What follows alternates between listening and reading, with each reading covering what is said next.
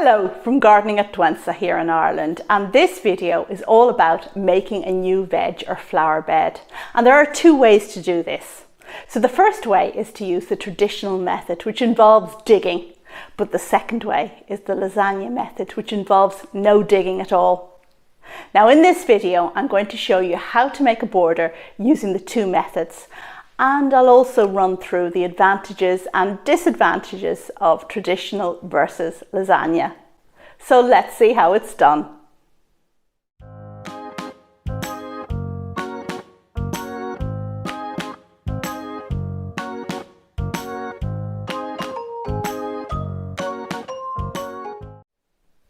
Creating a new flower or veg bed is exciting.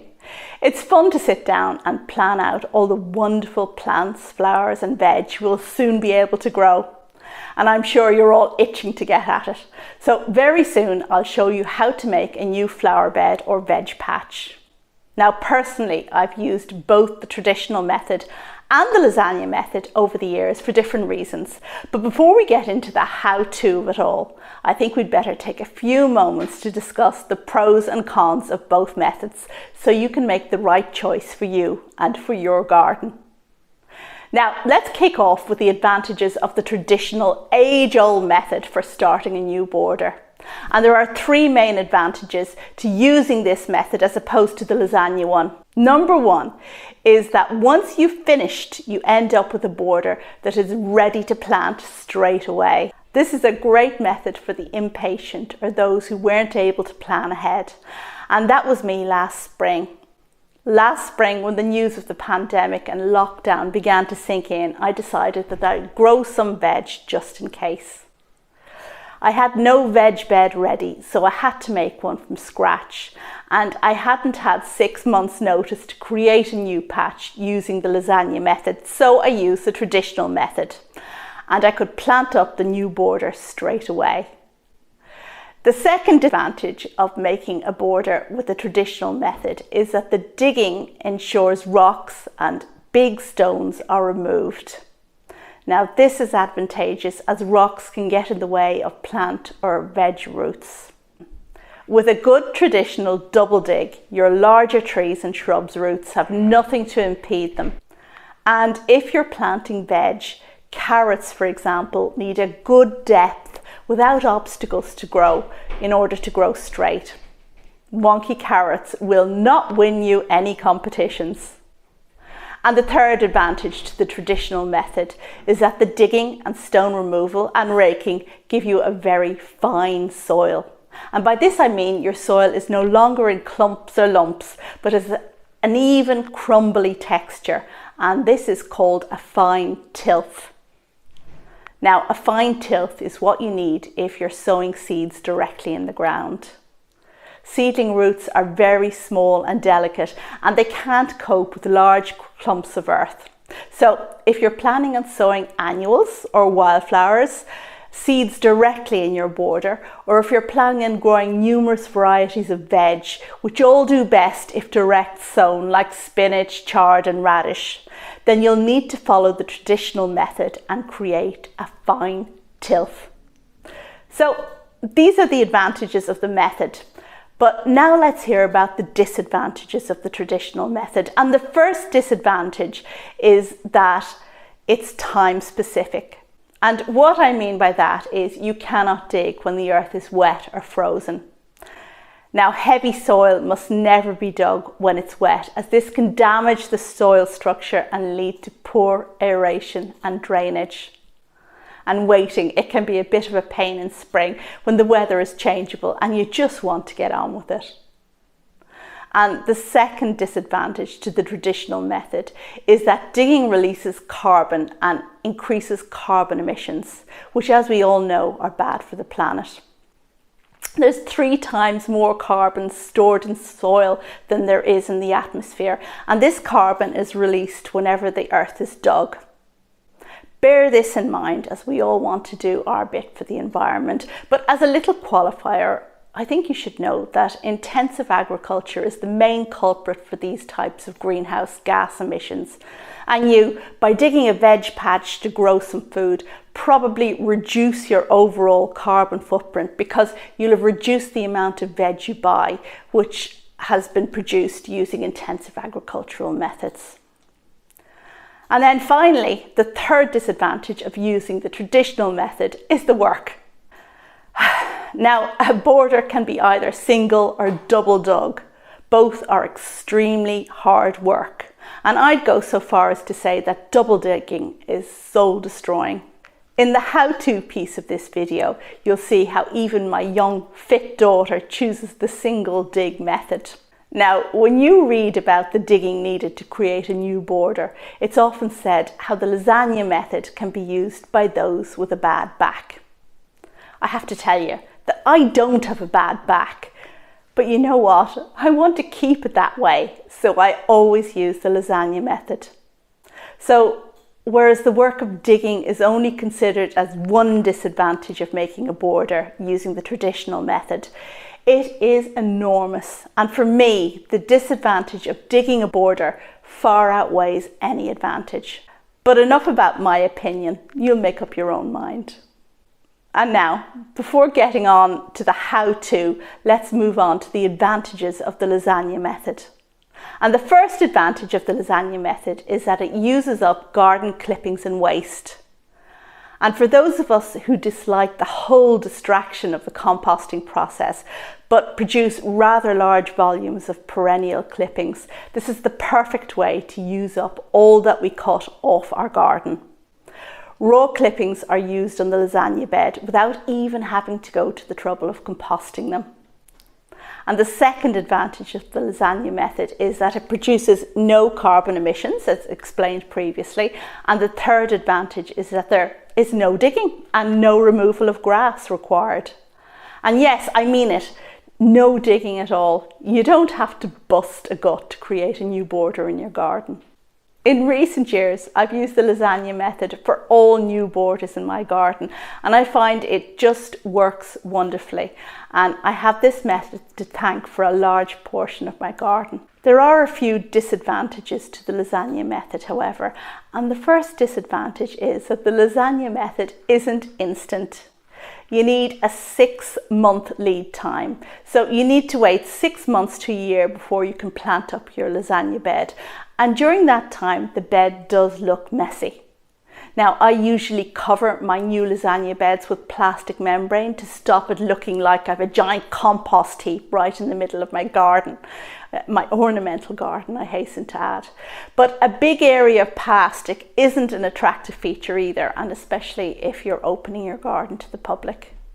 And the second disadvantage of the lasagna method is that you really need an established garden. With a small garden, you just aren't going to have the necessary volume of clippings or compost to build your bed, so you'll have to buy manure in instead. And the third disadvantage for this method is that even after 6 months, your border will have quite a lumpy, rough texture. Now, this is fine for planting in established plants, but it's not great for seedlings, whether annuals, wildflowers or vegetables. So those are the pros and cons of traditional versus lasagna method. And now we move on to the how-to of it all. And I'll start off with showing you how to make a new border using the traditional method. And the first step is to decide where you want your border and what shape it'll be. And the bed I'm making today will be a vegetable bed, so it's in full sun and it'll be a rectangle. Regularly shaped beds are more efficient for veg or cut flowers, and this is because you need to be able to reach everything in your patch to tend and to harvest it without walking on the border and compacting the soil. So the maximum width of your border should be 4 foot, which is about 1.2 meters. And with ornamental borders in the garden, less regimented shapes are generally preferable. So this bed will be regularly shaped, but you'll see me make a curvy flower bed when I demo the lasagna method. And first off, we mark out the edges of this rectangular bed using tent pegs and string. And hopefully your tent pegs are straighter than mine. You can of course use a stick instead. My eldest Ishtar is doing the work here under my instruction. We're using a tape measure, but if you want to get your angles perfect and not end up with a diamond shape, use a set square. And the next step is to cut out the edge of the bed using a half moon edger or a flat edged spade. And here's a little tip. You can push the string down on the ground. It doesn't have to levitate. Cut all along the string, making sure that the cuts join up properly, and push the full depth of the cutter into the ground. Once we've cut all the way around the pegs and string can be removed. Now you can see how Ishtar has cut out a complete rectangular shape here.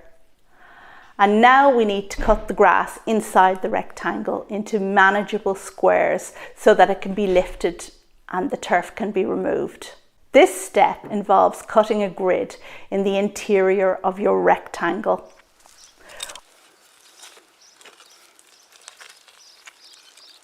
Once this is done, slide your fork or the blade of your spade under the roots of the grass in each small square. Try to avoid removing more than 5 centimetres or 2 inches of soil. Then you stack up the removed sod in a spare corner of the garden, grass side down. The soil in the turf will be nutrient rich and can be reused when the grass dies off. Personally, I just place these sods grass side down on my compost heap. The next thing you need to do is to single or double dig the exposed soil with a fork. Pushing the prongs down to their full depth, lift and turn, breaking up each sod. You remove any old roots, large stones and debris that you find underneath and break up large clods of soil. Work the soil until it has a crumbly texture. And if you want, you can double dig your border, which means digging to twice the fork's depth. And if you do, power to your elbow. Now you can add some compost or well-rotted manure to your bed. Then turn it into the soil and mix evenly. Now, using a rake, remove any remaining stones, roots or pieces of debris that have worked their way up to the surface. And using the flat back of the rake, carefully level off any mounds and hollows. And this is the point where you rake your soil to a fine tilth, making it easy for little seedlings to establish. Alternatively, you can plant the border with potted plants. Now, in this border, we're planting the French beans, which I started in pots earlier in the season. And the beans are now established plants that have been hardened off and are ready to plant out. We dig a hole a little wider and deeper than the plant's pot and remove the plant from the pot and place it in the hole. We backfill with soil and a little potting mix and firm the plant in.